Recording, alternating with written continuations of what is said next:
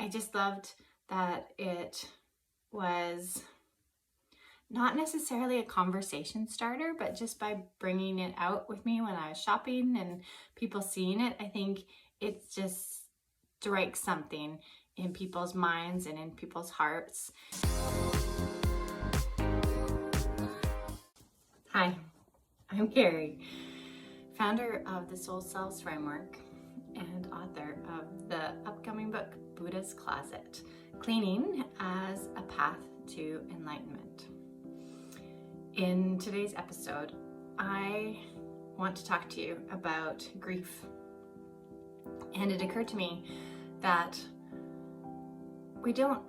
I don't often talk about grief in relation to fashion, but the more that I think about that relationship, the more examples I find of how our clothing can bring back memories of the people that we've lost or start discussions about grief in general and become keepsakes of memories and the people that are in our lives in a different way, I like to say. So today, what got me thinking about this whole topic really is today I really want to take this bag as my purse. Never stop talking about the person you love who died. I had this bag made for me a couple of years ago. I saw one just like it on social media, maybe on one of the support groups that I am part of on Facebook. I can't remember exactly where I saw it originally, but it stuck with me. I loved it, and I just loved that it was not necessarily a conversation starter, but just by bringing it out with me when I was shopping and people seeing it, I think it just strikes something in people's minds and in people's hearts to remember. And what I really loved about it too was that it is an example of this new paradigm of grief that I have talked about in the past. There's sort of an old paradigm where, we're letting go of the people that we have lost and often not talking about it, not talking about our grief, not talking about death. And I feel like this new paradigm of grief is much more open for those conversations and much more welcoming of those conversations and inviting us to acknowledge that grief doesn't go away.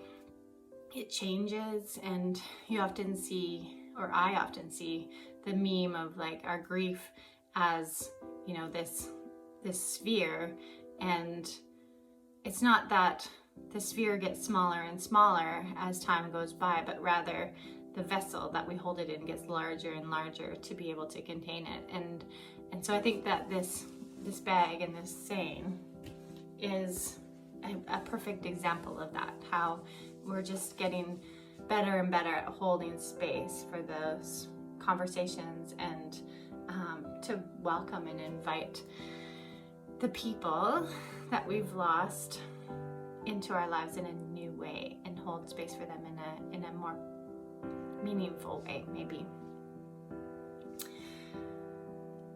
I, in the past, was asked by a friend to create something of a keepsake for her after her father passed away. She had a beautiful, one of my favorite fabrics, hemp shirt, sort of a dress shirt that he wore and loved. And so I took the collar from that and the tag from the inside and a little bit more of the fabric and made just like a little purse, little coin purse that she could keep with her, or maybe I don't know what she does with it. That's her priority, not mine.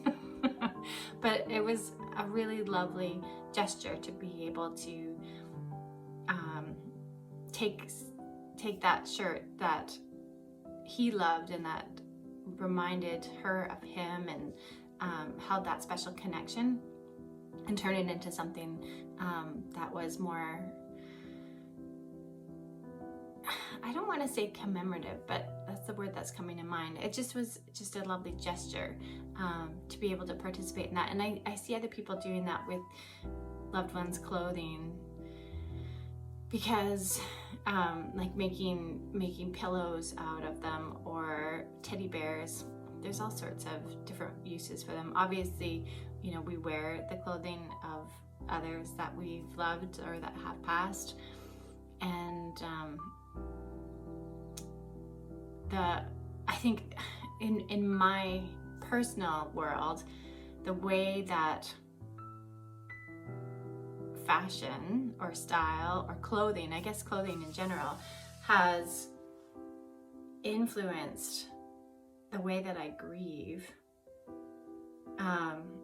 Many of you may know that I have this special sort of relationship with tire swings, and that was all based on a graphic t-shirt that my loved one who passed wore often, and it became kind of this vessel or this space of communication between him and I from spirit.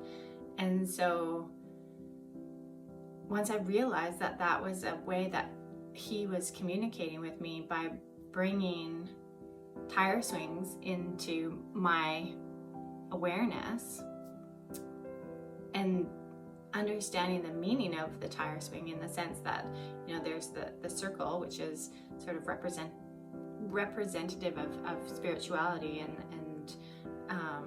the oneness of everything, and then the playfulness of the swing. I've really taken to heart the whole tire swing together as a representation of to remind myself to have fun on my spiritual journey. And that's one of the sort of like key sharings that I have in Buddha's Closet, is this message from my lost loved one in spirit, who's telling me to have fun on this spiritual journey. So I mean, that's where Buddha's Closet all came from, really. That's where I have the most fun, is when I'm playing in my closet. So now that I reflect on that, Buddha's Closet really is just a sentiment to my own grief and my own grief journey, and how that has evolved over the years, and where it is now. So in honor of, you know, never stop talking about the person you love who died, please feel free to put their name or names in the comments and honor them. Never stop talking about them. I want to share with you all the names, but I might start crying. I don't know that you need to see that. So maybe I'll just put my names in the comments too, to like keep myself from making a scene on camera. But yeah, never stop talking about the person you love who died. That is my hanger management for today. Thanks so much for listening. As always, so grateful that you're here and love having these conversations. So I look forward to the next one. Take care.